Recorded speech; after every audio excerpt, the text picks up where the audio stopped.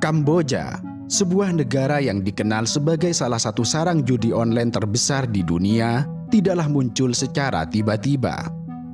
Selama bertahun-tahun, Kamboja terpuruk dalam derita kemiskinan dan luka sejarah yang mengerikan. Negara ini adalah satu dari sedikit negara di Asia Tenggara yang tidak pernah benar-benar lepas dari trauma sejarah genosida di era Khmer Merah yang berlangsung dari tahun 1975 hingga 1979. Saat itu, sekitar 1,7 hingga 2,2 juta jiwa atau seperempat dari total populasi melayang dalam salah satu kekejaman paling brutal dan terkejam dalam sejarah manusia. Kisah ini bermula pada tahun 1975 ketika Pol Pot, pimpinan berhati dingin dengan ideologi komunis radikal, naik ke tampuk kekuasaan. Pol Pot bermimpi menciptakan utopia agraris, sebuah masyarakat murni yang bebas dari pengaruh barat, agama, serta intelektualisme. Kemudian dengan segera, mimpi ini berubah menjadi kenyataan buruk yang mengerikan, menghancurkan kehidupan jutaan orang, dan menyisakan luka yang mendalam. Kala itu, Pol Pot mengosongkan kota-kota secara paksa. Jutaan penduduk, termasuk wanita, anak-anak, dan orang tua, digiring ke pedesaan untuk bekerja sebagai budak di ladang kolektif. Mereka dipaksa bekerja hingga batas kemampuan, yang berakibat pada kekurangan gizi dan terpapar penyakit, untuk kemudian menemui ajal dengan cara yang mengenaskan. Tidak hanya itu, rezim Khmer Merah menargetkan siapapun yang dianggap sebagai musuh rakyat menjadi sasaran dari keganasannya. Secara umum, mereka menargetkan 5 kelompok utama. Pertama, para intelektual termasuk dokter, guru, pengacara, insinyur, seniman, dan siapapun yang dianggap berpendidikan, yang dianggap sebagai ancaman bagi rezim. Kedua adalah etnis minoritas seperti etnis Vietnam, Tionghoa, Cham, serta minoritas lainnya. Ketiga, para pemuka agama termasuk biksu Buddha, imam Islam dan Kristen, dan pemimpin agama lainnya. Keempat adalah mantan pejabat pemerintah termasuk tentara, pemilik tanah, dan siapapun yang dianggap memiliki hubungan dengan rezim sebelumnya. Dan kelima adalah orang-orang yang menyimpang, yaitu mereka yang dianggap melanggar aturan ketat Khmer Merah, seperti mereka yang memakai kacamata, berbicara bahasa asing, atau menunjukkan tanda-tanda individualitas. Para korban tersebut sering dieksekusi dengan cara yang brutal dan hemat biaya, seperti dipukuli dengan tongkat, cangkul, atau benda tumpul lainnya untuk menghemat peluru mereka. Kehidupan di bawah Khmer Merah benar-benar seperti neraka dunia. Rezim ini bukan saja melenyapkan mereka yang tidak sependapat dan dianggap musuh, tetapi juga menghapus uang, pelarangan agama, pemisahan keluarga, dan membungkam ekspresi individu. Tidak hanya itu, rezim Khmer Merah mendirikan ribuan killing field di seluruh Kamboja, tempat para korban dibawa untuk dieksekusi. S21 yang dulunya adalah sekolah menengah misalnya, diubah menjadi pusat penyiksaan yang sangat biadab. Lebih dari 17.000 orang ditahan di tempat ini dan hanya 7 orang yang diketahui selamat. Rezim Khmer Merah benar-benar bertindak sebagai iblis pencabut nyawa, karena faktanya lebih dari 20.000 kuburan massal yang dikenal sebagai killing field telah ditemukan di seluruh Kamboja. Pada tahun 1979, Kamboja memasuki babak baru ketika Vietnam menginvasi negara ini dan menggulingkan rezim Khmer Merah dan membentuk Republik Rakyat Kamboja. Babak ini menandai berakhirnya genosida, meski di sisi lain memicu perang saudara baru yang melibatkan faksi-faksi politik yang berbeda. Selama bertahun-tahun, Kamboja terus berada dalam kondisi yang menyedihkan. Hingga kemudian pada tahun 1991 ditandatangani Perjanjian Perdamaian Paris yang membuka jalan bagi pemilu dan pembentukan monarki konstitusional di Kamboja. Norodom Sihanouk kembali menjadi raja, sementara Hun Sen, mantan kader Khmer Merah, menjadi Perdana Menteri. Akan tetapi, dengan beragam peristiwa tragis yang telah dilalui, Kamboja berada pada kerusakan dalam hampir semua aspek kehidupan, mulai dari ekonomi, pendidikan, hingga infrastruktur. Ketika dunia bergerak maju, kala itu Kamboja tertatih-tatih dan nyaris terlupakan. Agar bisa bangkit dari kondisi yang terpuruk, pemerintah Kamboja menerapkan kebijakan liberalisasi ekonomi untuk menarik investasi asing. Maka, pada tahun 1995, judi kasino dilegalkan untuk warga negara asing, di mana ini menandai awal mula bagi perkembangan industri perjudian di Kamboja. Sementara itu, warga Kamboja sendiri dilarang berjudi di kasino domestik berdasarkan Undang-Undang tahun 1996. Maka, pada awal tahun 2000-an, Kamboja masih memiliki salah satu GDP per kapita terendah di Asia Tenggara, yaitu hanya sekitar $300 per tahun. Sebagian besar rakyatnya masih hidup di pedesaan dan menggantungkan hidup pada pertanian subsisten. Namun, segalanya berubah drastis ketika Cina melihat potensi besar yang dimiliki oleh Kamboja. Bukan dari sisi pariwisata, bukan pula dari sumber daya alamnya, melainkan dari sektor yang jauh dari sorotan, yaitu judi online. Kamboja, yang berbatasan dengan negara-negara tetangga yang melarang perjudian, seperti Thailand dan Vietnam, membuat Kamboja menjadi tujuan wisata judi yang menarik bagi warga negara-negara tersebut. Di samping itu, pemerintah Kamboja menawarkan insentif besar bagi investor asing di sektor perjudian, termasuk pajak yang rendah serta aturan hukum yang longgar. Ditambah lagi, biaya tenaga kerja di Kamboja adalah salah satu yang paling rendah di Asia Tenggara, yang hal ini sangat memungkinkan bagi operator judi online untuk mempekerjakan ribuan staf, mulai dari teknisi IT, desainer, hingga customer service, dengan biaya yang jauh lebih rendah daripada di negara-negara lain.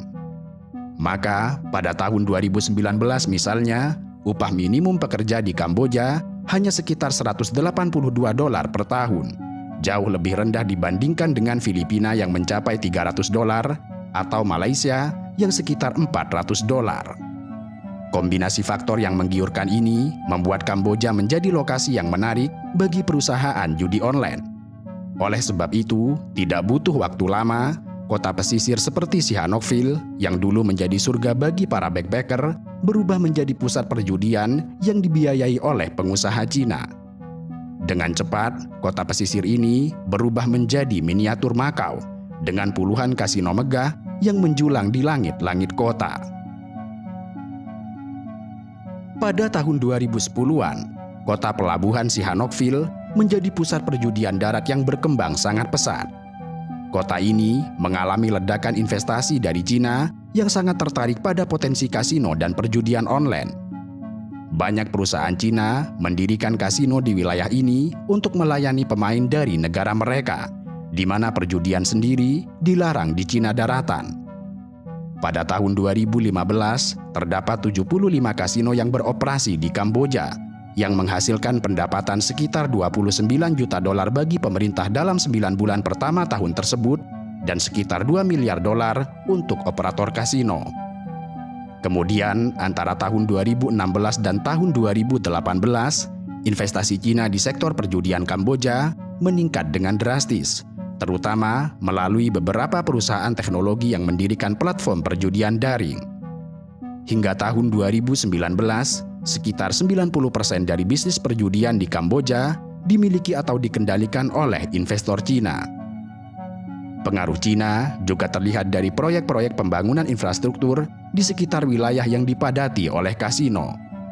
Banyak gedung pencakar langit dan hotel mewah yang dibangun oleh investor Cina, menunjukkan bahwa perjudian bukan hanya menjadi sarang bisnis, tetapi juga memberikan keuntungan signifikan untuk sektor konstruksi.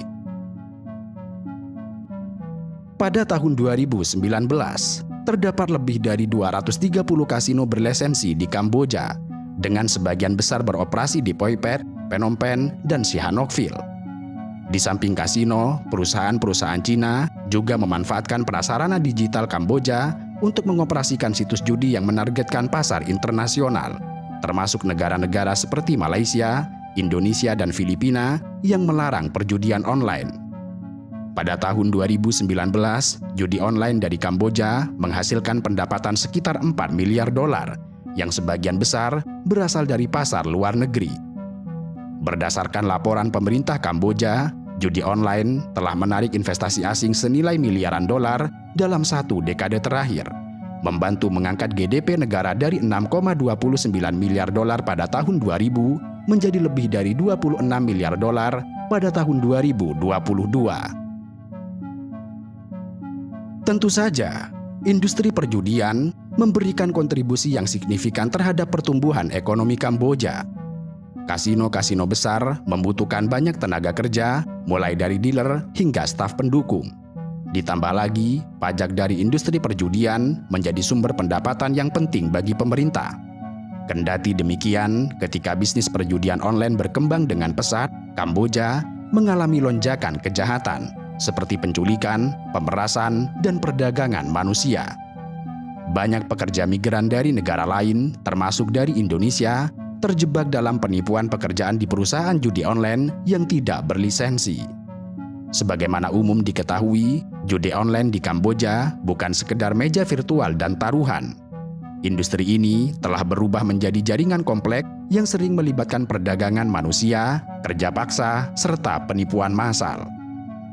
Pada tahun 2019 misalnya, jumlah laporan kejahatan di Sihanoukville meningkat hingga 200% dibandingkan tahun sebelumnya. Ribuan pekerja asing, terutama dari Indonesia, Filipina, dan Malaysia, direkrut dengan janji pekerjaan bergaji tinggi di perusahaan IT di Kamboja. Namun, setibanya di sana, mereka justru dipaksa untuk bekerja di perusahaan judi online, mengelabuhi korban melalui penipuan skema investasi. Pada tahun 2022, organisasi hak asasi manusia melaporkan terdapat ribuan pekerja migran yang dipaksa bekerja di sektor ini. Kasus penyiksaan, penghilangan nyawa, dan eksploitasi menjadi cerita yang sering terdengar dari balik layar industri ini. Dan tragisnya, mereka yang gagal mencapai target akan disiksa secara fisik atau dijual ke perusahaan lain. Laporan menunjukkan bahwa beberapa pekerja bahkan dijual seharga 3.000 hingga 10 dolar per kepala. Pemerintah Malaysia dan Indonesia telah berusaha menangani masalah ini dengan meningkatkan pengawasan dan melakukan kerjasama dengan Kamboja untuk menangkap operator judi online ilegal. Namun, tantangan besar tetap ada karena perbedaan yurisdiksi dan regulasi. Ketiadaan perjanjian ekstradisi dalam beberapa kasus menyulitkan pemerintah untuk menangani para pelaku yang beroperasi di luar negeri. Selain itu, meskipun pemerintah Kamboja memberlakukan larangan perjudian online pada tahun 2019, tetapi masih banyak operator yang beroperasi secara ilegal atau berpindah ke lokasi yang sulit untuk dijangkau oleh penegak hukum. Kota Sihanoukville menjadi epicentrum dari kisah kelam ini, di mana dalam waktu singkat, kota ini berubah menjadi surga bagi investor Cina, namun di sisi lain menjadi neraka bagi penduduk lokal. Kasino menjamur di setiap sudut kota, menggantikan rumah-rumah penduduk dengan bangunan beton raksasa. Keuntungan yang menggunung dari bisnis judi online, kenyataannya lebih banyak dinikmati oleh investor asing serta elit lokal, sementara masyarakat kecil tetap terjebak dalam kemiskinan.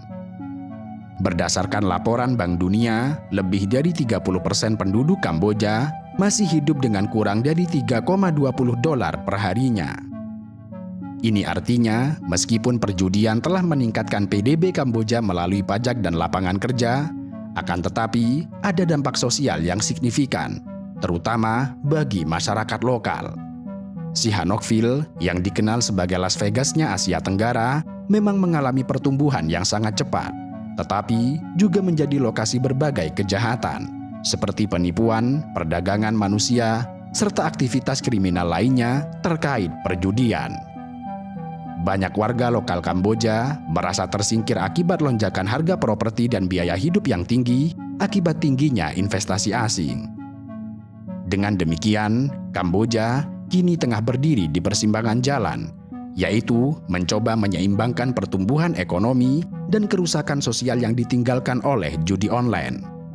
Pengawasan yang lemah dan korupsi di tingkat pemerintahan memungkinkan perusahaan judi online untuk terus beroperasi dengan modus yang lebih tertutup. Organisasi kejahatan terorganisir internasional kini memanfaatkan celah ini, yang hal tersebut semakin memperburuk reputasi Kamboja di mata dunia.